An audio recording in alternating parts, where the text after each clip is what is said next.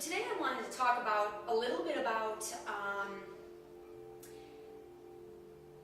the power of feminine energy and this idea of the divine feminine, and personally something that played into my struggle with my body image and my eating and my own femininity.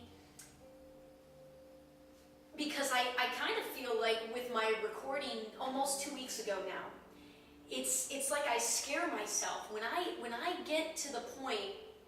Let me say this: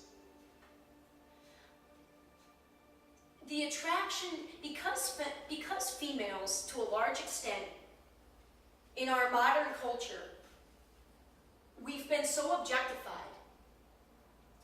You know, there's so much pressure on maintaining a particular outward appearance.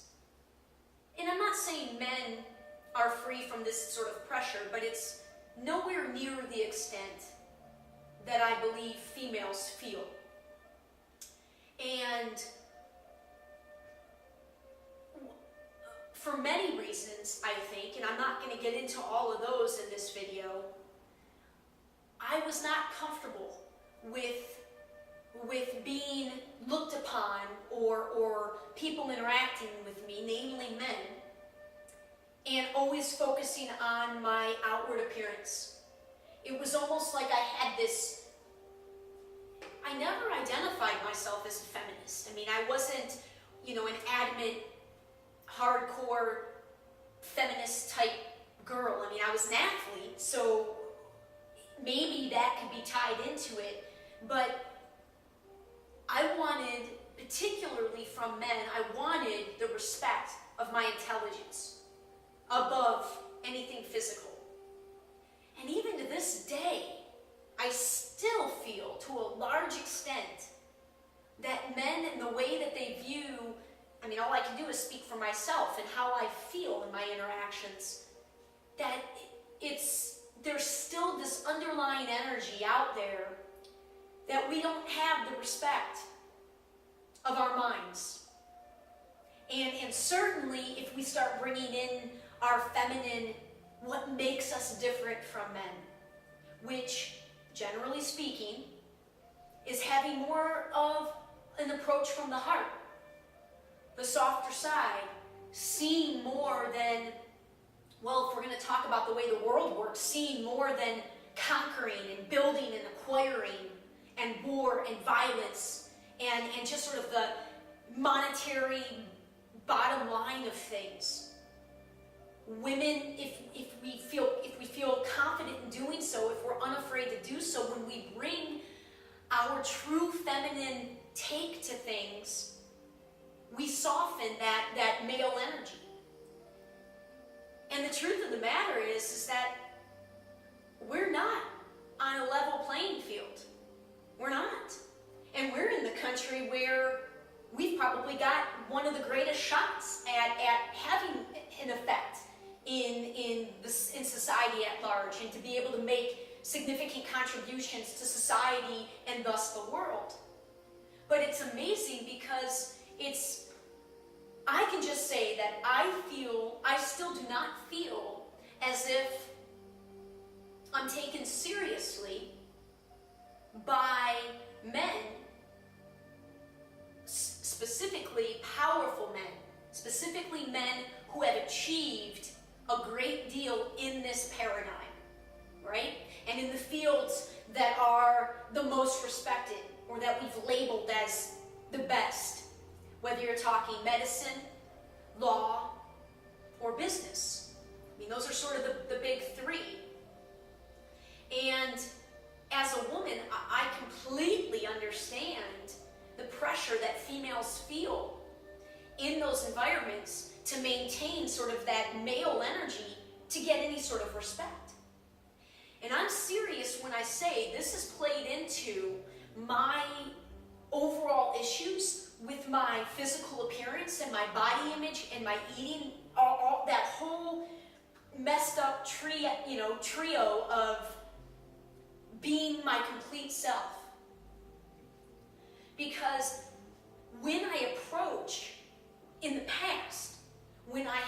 taken care of myself via however I've gotten there, whether I had a short period of my life where I was happy and my body was able to react as such, or where I was maintaining a particular physical fitness routine, or able to not be hindered by my eating disorders long enough to have my body get closer to where it is now, which, like I said, I believe I am right within a range of what my natural weight is when I'm connected to myself and listening to my body. And I have found in my history, and I think I'm experiencing it still present day, and it's been really interesting, is that every time I kind of get to that place where I feel so good about myself and I want to start carrying myself and dressing, you know, I used to wear super baggy clothes. Not so much in the past 3 to 5 years, but prior to 5 years ago, I didn't wear clothes that fit me. I was afraid to show my body. I was afraid of my femininity.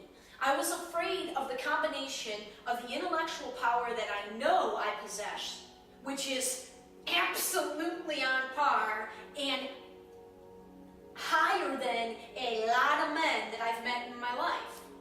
And a lot of men that I've met in my life have been threatened by that.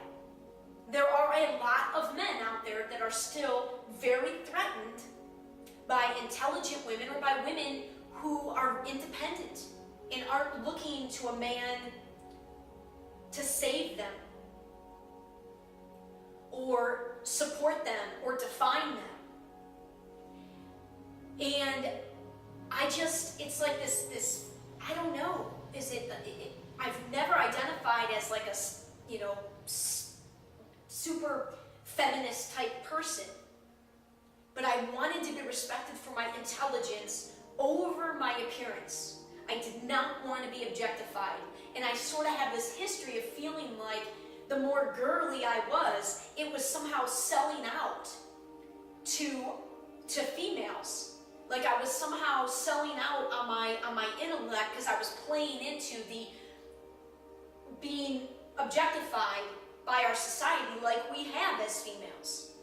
And come on, we don't need to debate that. Yes, men, I'm not saying that men are free from that pressure as well, but nowhere near to the extent that women have been objectified and reduced to their physical appearance.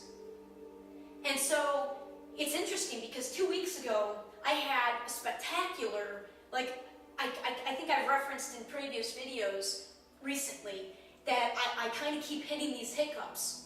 And the good news is that 3 months ago when I would hit these hiccups, I would lose a couple of weeks or 2 or 3 weeks and I wouldn't really be able to work. I was still dealing with so much of still coming into these emotional issues that all of the stuff that I've been dealing with on this journey, the business stuff and the emotional stuff, that there were still so many things I wasn't yet resolved with a few months ago that I would hit these hiccups and I would lose the work. The great news is that I've been able to maintain not only a little bit, but a significant amount of maintaining my work, significant amount, which again, that's an indicator to me of just how far I've come, how much progress I'm continuing to make, how near this exposure breakthrough is. It's all, many, many powerful signs. But I still have to address these hiccups. And I'm the only one that can kind of analyze them and try to understand them. And 2 weeks ago, I had an incredible day.